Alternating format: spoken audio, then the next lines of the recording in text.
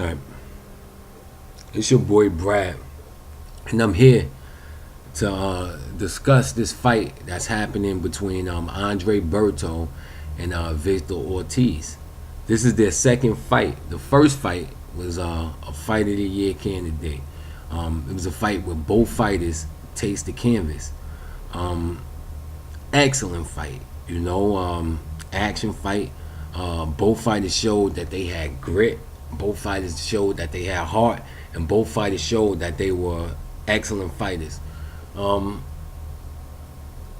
People ask if the second fight is going to be as exciting as the first fight. Well, before we ask a question like that, we actually have to analyze both fighters, because once you analyze both fighters, you're gonna see that their styles kinda, they fights kinda, once you mix up both fighters and compare their styles, you're gonna see that you're gonna get that type of action fight every single time you throw them in the ring. So I want to start this off by talking about vicious Victor Ortiz. Now, the first thing I want to say about Ortiz is that he is a great fighter. Well, I'm not gonna say great. Yeah, he's a good fighter. He throws a lot of combinations. He's strong. He has fast feet, and he also has pretty good hands. I mean, prior to the Marcus Maidana fight, people were comparing him to other Mexican greats, such as Oscar De La Hoya, Fernando Vargas. Um, During that Maidana fight, we saw him get cut. We also saw him land excellent punches on Maidana. Maidana went down a couple of times. Ultimately, vicious Victor Ortiz couldn't deal with the pressure that Maidana was applying, and that pressure made him quit during the fight. And in boxing, this is a sin, man. That's a real sin. Quitting in a fight is a sin. So after that fight, people really question his heart. I feel that his fight with Berto, the first fight, gave him some redemption, because he took some very good shots. He actually got off the campus and came back and landed some excellent punches on his own on Berto. So I think we need to take all of that heart stuff out of the picture, because he does have a lot of heart. So that's not even going to be a deciding factor in this fight. There is some things that I don't like about the kid. Number one, he's young, and he shows his immaturity when you ask him certain questions. I remember in not the Face Off, but the HBO equivalent of the same thing. What's that? Showdown? No, yes, the Face Off, not the Showdown. I got it mixed up. With the Showdown, with the Face Off, with Mayweather and Ortiz. We saw Ortiz answer a question like, "Yo," he was like, "I wasn't there during the Maidana fight," and I'm like, "Yo, you was there." He said that wasn't him on the night, so that lets me know that during embarrassing situations, he takes himself out of that situation. And actually, when you take yourself out of a situation, you can't learn anything from that situation. So what I saw was that during a fight that he should have taken the most out of, it was a fight that was probably the most important fight in his career before the Mayweather fight. He should have learned a lesson from that, but he didn't, because he said that wasn't him.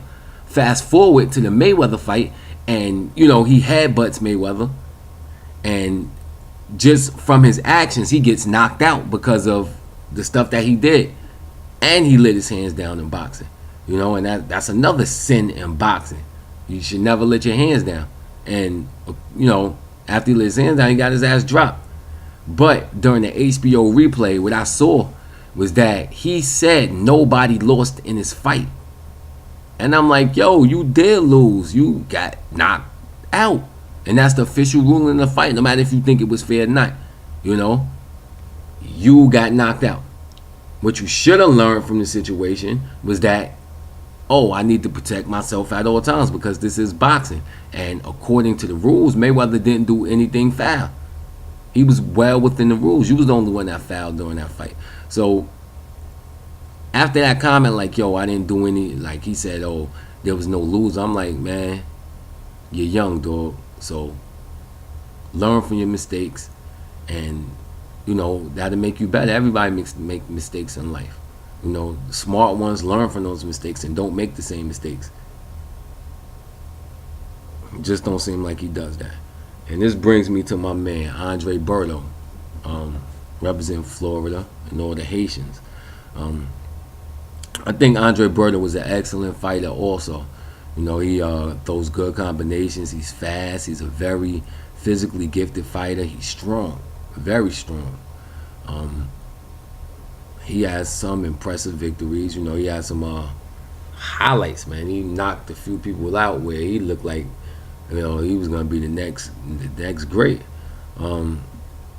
Leading into that fight with my man Ortiz, I don't know if he knew what he was getting into.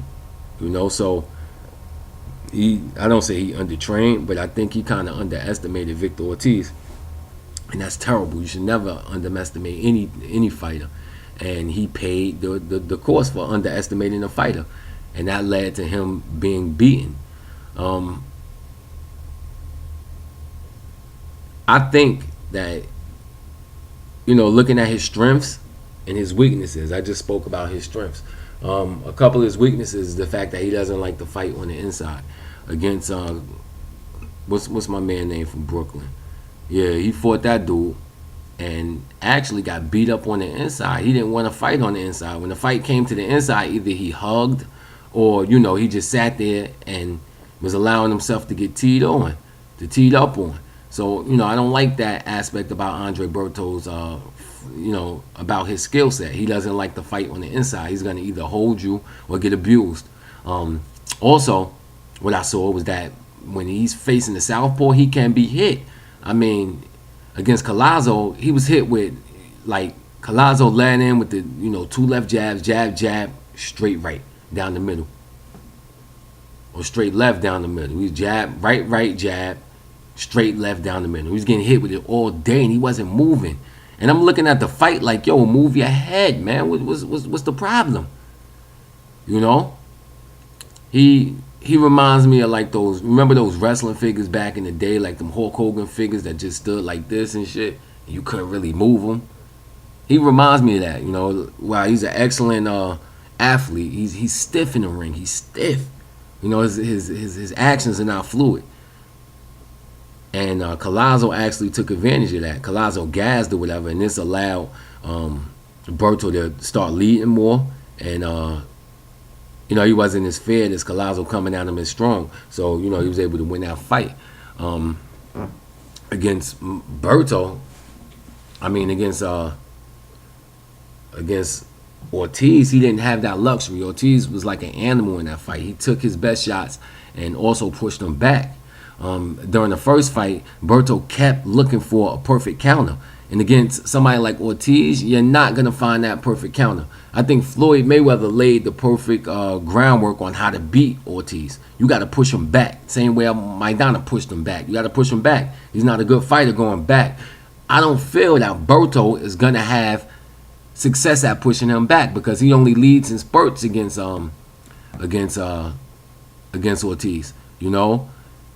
He allows Ortiz to be first during most combinations, during most exchanges. He allows Ortiz to be first. And you can't allow somebody like Ortiz to be first because he's an excellent counterpuncher. He's fast, and, he's relentless. And if you're not landing those punches that, keep him off of you, it's going to be a bad night. A real bad night. And I don't think that Berto has the ability to keep Ortiz off of him. I think Ortiz is going to be the leader. He's going to lead, start the combinations or start the exchanges. And I just think Berto is going to, again, sit back and wait for counters.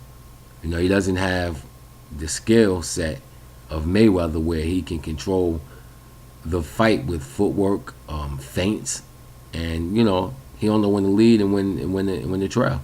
So I think the second fight is going to end up the same way the first fight ended up, with a unanimous decision. Being given to vicious Victor Ortiz.